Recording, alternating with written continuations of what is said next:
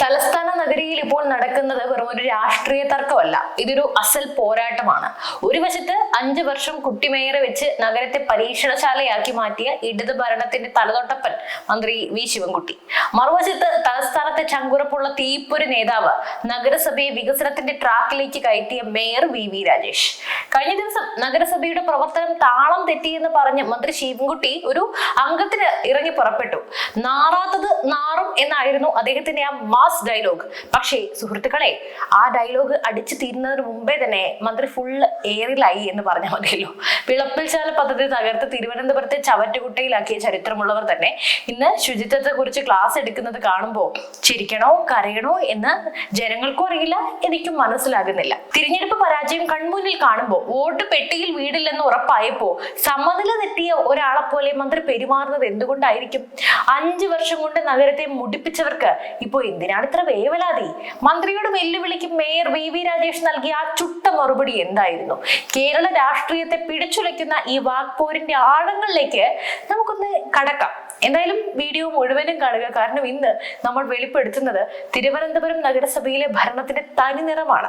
നമുക്കറിയാം, കഴിഞ്ഞ കുറച്ചു കാലമായി തിരുവനന്തപുരം നഗരസഭയുടെ അവസ്ഥ എന്തായിരുന്നു എന്ന്. ആര്യ രാജേന്ദ്രൻ എന്ന കുട്ടി മേയറെ മുന്നിൽ നിർത്തി പിന്നിൽ നിന്നും ചരട് വലിച്ച CPM ഭരണസമിതി നഗരത്തെ എവിടെ എത്തിച്ചു? അഴിമതിയുടെയും സ്വജനപക്ഷപാതത്തിന്റെയും കുത്തരങ്ങായി നഗരസഭ മാറി.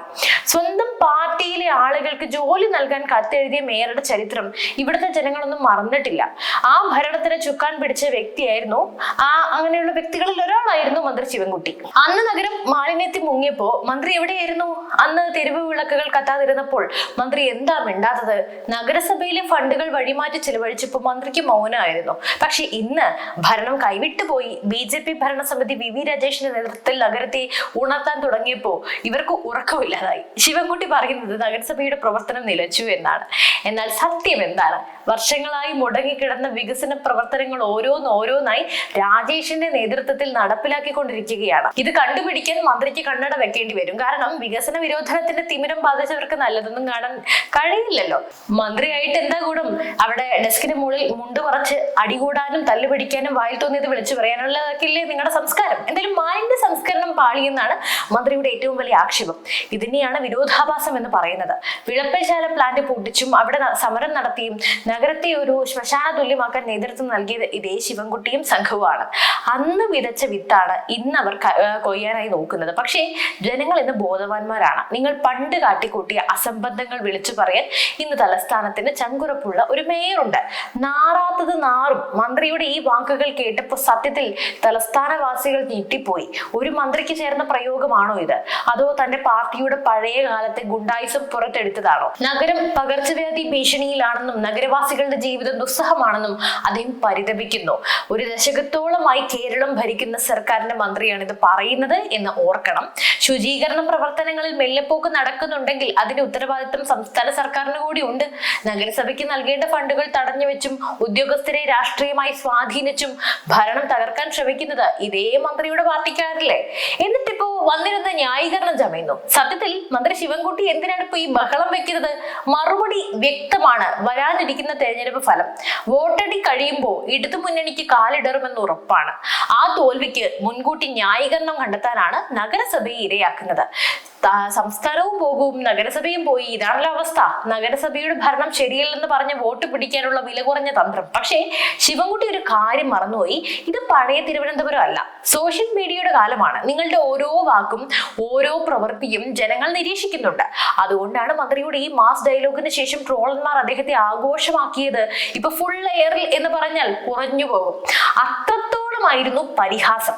ഇനി നമുക്ക് മേയർ വി രാജേഷിന്റെ ഭാഗത്തിലേക്ക് വരാം. ഒരു യഥാർത്ഥ നേതാവ് എങ്ങനെയായിരിക്കണമെന്ന് അദ്ദേഹം കാണിച്ചു തന്നു. മന്ത്രിയുടെ വില കുറഞ്ഞ ആരോപണങ്ങൾക്ക് മുന്നിൽ തളർന്നു പോകാതെ, അതിനെ മൈൻഡ് പോലും ചെയ്യാതെ വസ്തുതകൾ നിരത്തി അദ്ദേഹം നടത്തിയ പ്രത്യാക്രമണം ഇടതുപാളയത്തെ ഞെട്ടിച്ചു കളഞ്ഞു. മെയ് 4 ഫലം വരുമ്പോ ഈ ആവേശം ഒക്കെ തനിയെ അടങ്ങുമെന്ന് മേയർ പറഞ്ഞപ്പോ അതിലൊരു വലിയ സത്യമുണ്ട്. പരാജയ ഭീതിയിൽ നിൽക്കുന്ന ഒരാളുടെ അലർച്ചയാണ് ശിവൻകുട്ടിയുടേതെന്ന് അദ്ദേഹം തുറന്നടിച്ചു. മാലിന്യ സംസ്കരണത്തിന്റെ പേരിൽ CPM ജനങ്ങളെ ഭയപ്പെടുത്തുകയാണ്. നഗരത്തിൽ ഇന്ന് നടക്കുന്ന വികസന പ്രവർത്തനങ്ങൾ തടസ്സപ്പെടുത്താൻ സർക്കാർ സംവിധാനങ്ങൾ ഉപയോഗിക്കുന്നു. അത് വേറെ കാര്യം. പൊങ്കാല സമയത്ത് നമ്മൾ ഇതിന്റെ മറ്റൊരു രൂപം കണ്ടതാണല്ലോ. വിളപ്പിൽശാലയുടെ കാര്യം മേയർ എടുത്തു പറഞ്ഞത് കൃത്യമായ രാഷ്ട്രീയ ലക്ഷ്യത്തോടെയാണ്. തലസ്ഥാനത്തെ മാലിന്യ പ്രശ്നത്തിന് ശാശ്വത പരിഹാരം കാണാൻ ശ്രമിച്ചപ്പോഴൊക്കെ അതിന് തുരങ്കം വെച്ചത് ആരാണ്? ഇതേ മന്ത്രിയും സംഘവുമാണ്. എന്നിട്ട് ഇന്ന് വന്ന് വലിയ വർത്തമാനം പറയുന്നു. നഗരസഭയുടെ പ്രവർത്തനം പൂർണ്ണമായും നിലച്ചുവെന്ന് പറയാൻ മന്ത്രിക്ക് എങ്ങനെ കഴിയുന്നു? കേന്ദ്രാവിഷ്കൃത പദ്ധതികൾ കൃത്യമായി നടപ്പിലാക്കിയും സ്മാർട്ട് സിറ്റി പദ്ധതികൾ വേഗത്തിലാക്കിയും മുന്നോട്ട് പോകുന്ന നഗരസഭയെ ശ്വാസം മുട്ടിക്കാൻ നോക്കുന്നത് ഖജനാവ് കാലിയായി സർക്കാരിന്റെ ഗതികേടാണ്. തെരുവ് വിളക്കുകൾ കത്തുന്നില്ലെന്ന മന്ത്രിയുടെ പരാതിക്ക് മേയർ നൽകിയ മറുപടി ശ്രദ്ധേയമാണ്. KSEBക്ക് നൽകാനുള്ള കോടികളുടെ കുടിശ്ശിക സർക്കാർ അടയ്ക്കാത്തതും സാങ്കേതികമായ തടസ്സങ്ങൾ സൃഷ്ടിക്കുന്നതും മന്ത്രി കാണുന്നില്ലേ? കണ്ണടച്ച് ഇരുട്ടാക്കുകയാണ് മന്ത്രി ശിവൻകുട്ടി. നമ്മൾ ചിന്തിക്കേണ്ട ഒരു കാര്യമുണ്ട്. എന്തുകൊണ്ടാണ് ഇടതുമുന്നണിക്ക് തിരുവനന്തപുരം നഗരസഭ ഇത്ര വലിയൊരു തലവേദനയായി മാറുന്നത്, അല്ലെങ്കിൽ ബാലികേറമലയാകുന്നത്? കാരണം അഴിമതിയുടെ കറയില്ലാത്ത വികസനം ഇവിടെ നടക്കുന്നു എന്നത് തന്നെയാണ്. BJP ഭരണം വന്നതിന് ശേഷം നഗരസഭയിലെ അനാവശ്യ ചിലവുകളെല്ലാം കുറഞ്ഞു. ഗുണഭോക്താക്കൾക്ക് നേരിട്ട് ആനുകൂല്യങ്ങൾ ലഭിക്കാൻ തുടങ്ങി. അതുപോലെ തന്നെ വാടക കുടിശ്ശിക എല്ലാം തീർത്ത് നഗരസഭയ്ക്ക് വലിയൊരു നേട്ടമുണ്ടാക്കി. പാർട്ടി നോക്കി ആനുകൂല്യം നൽകിയിരുന്ന ആ പഴയ രീതി അവസാനിച്ചു. ഇത് സഹിക്കാൻ കമ്മ്യൂണിസ്റ്റ് ഭരണകൂടത്തിന് കഴിയില്ലല്ലോ. മന്ത്രി ശിവൻകുട്ടി സർവകക്ഷി യോഗം വിളിക്കണമെന്ന് ആവശ്യപ്പെടുന്നുണ്ട്. എന്തിനാണ് ഈ നാടകം? പ്രശ്നങ്ങൾ പരിഹരിക്കാനാണോ അതോ സമാന്തര ഭരണം നടത്താനാണോ? തിരഞ്ഞെടുപ്പ് ചട്ടം നിലനിൽക്കുന്ന സമയത്ത് ഇത്തരമൊരു നീക്കം രാഷ്ട്രീയ പ്രേരിതമാണ്. ഭരണഘടനാപരമായ പദവിയിൽ ഇരിക്കുന്ന ഒരു മന്ത്രി നഗരസഭയുടെ സ്വയംഭരണാധികാരത്തിൽ ഇടപെടുന്നത് ജനാധിപത്യ വിരുദ്ധമാണ്. തിരുവനന്തപുരം നഗരം ഇന്നൊരു മാറ്റത്തിന്റെ വക്കിലാണ്. ഒരു വശത്ത് കേന്ദ്ര സർക്കാരിന്റെ കരുത്തുറ്റ വികസന പദ്ധതികൾ, മറുവശത്ത് അത് അട്ടിമറിക്കാൻ നോക്കുന്ന സംസ്ഥാന ഭരണകൂടം.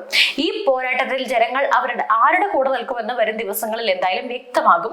ശിവൻകുട്ടിയുടെ ആക്രോശങ്ങൾക്കും BV രാജേഷിന്റെ ചങ്കുറപ്പുള്ള പ്രതിരോധത്തിനും ഇടയിൽ ജനങ്ങൾ തിരിച്ചറിയുന്നത് ഒന്നു മാത്രമാണ്: സത്യം ഒരിക്കലും മൂടിവെക്കാൻ സാധിക്കില്ല.